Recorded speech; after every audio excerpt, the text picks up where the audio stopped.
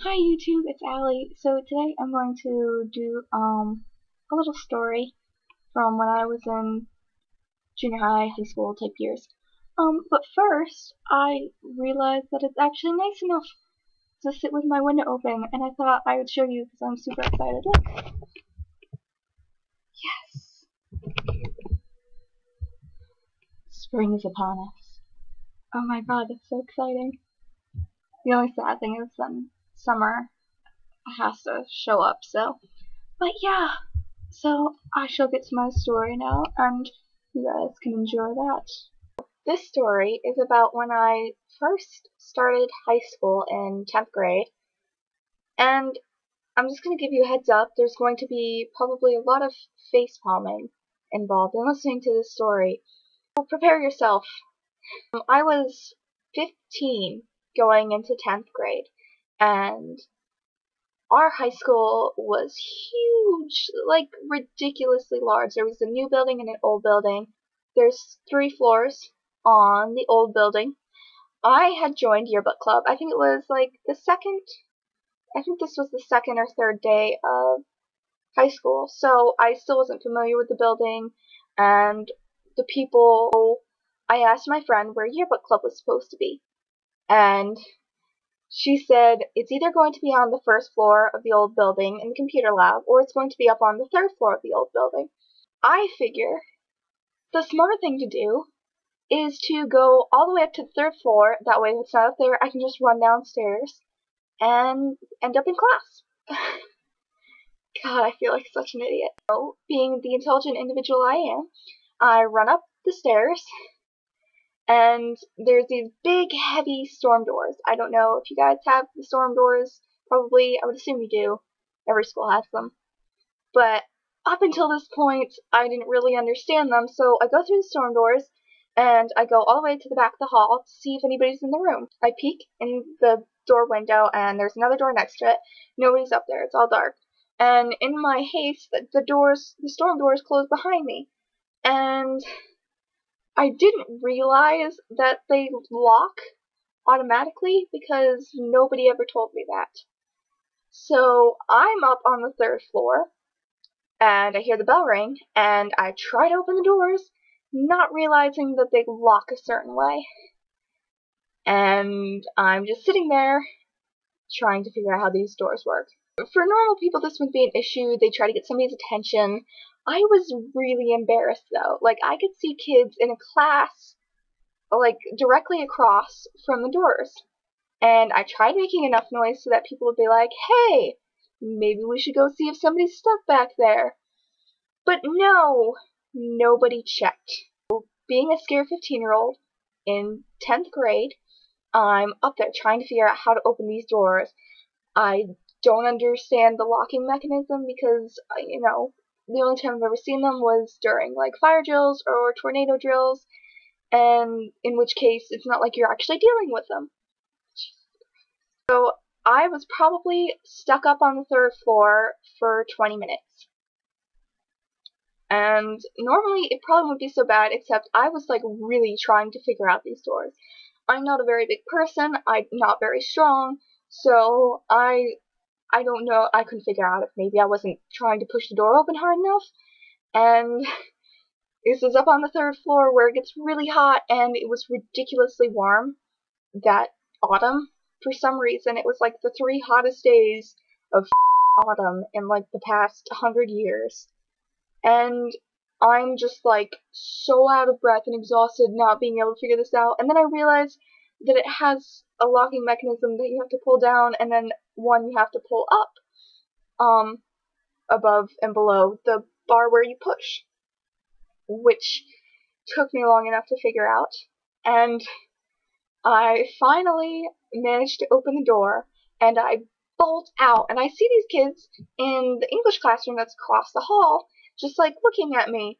And I was kind of like, yeah, you guys too, for helping me.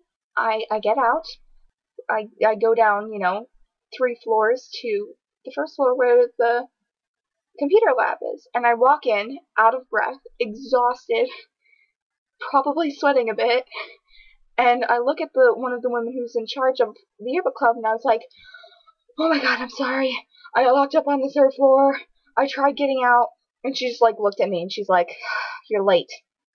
I know I'm late. I'm not I heard the bell. Oh my god, I loved high school so much. She just, like, stared at me. Like, she was really pissed off at me for being so late. And I was like, I was locked up on the third floor, panicking, having a little heart attack, which, more like a massive heart attack, because I thought that I was going to be stuck up there and not know how to get back to wherever I have to go. She's just, like, looked me up and down like, ugh. And she's like, go find an open computer.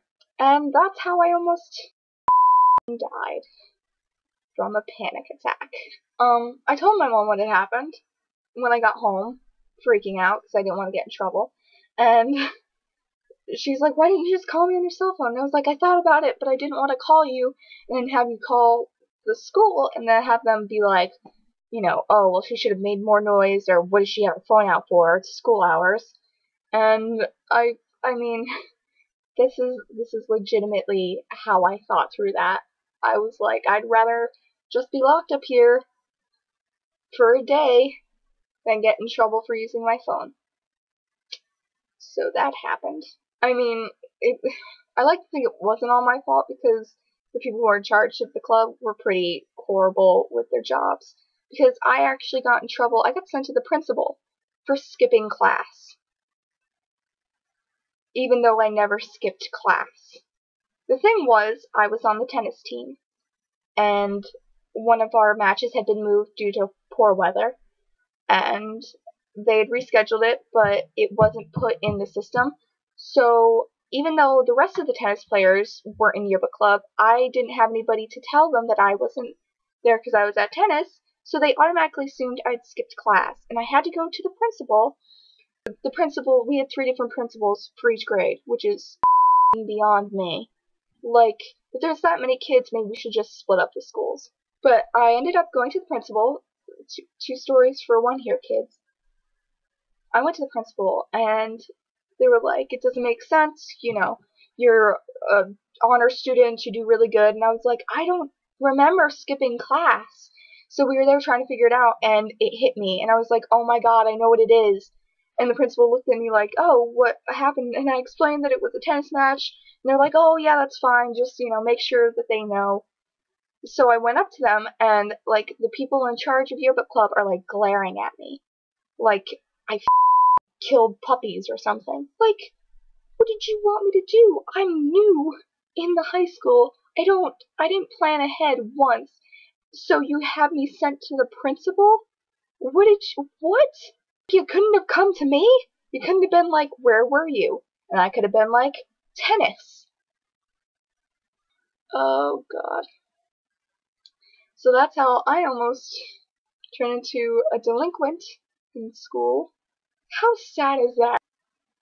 Living the life of a badass over here. With that, those are my terrible stories from 10th grade. 10th grade. And I'll leave you with that.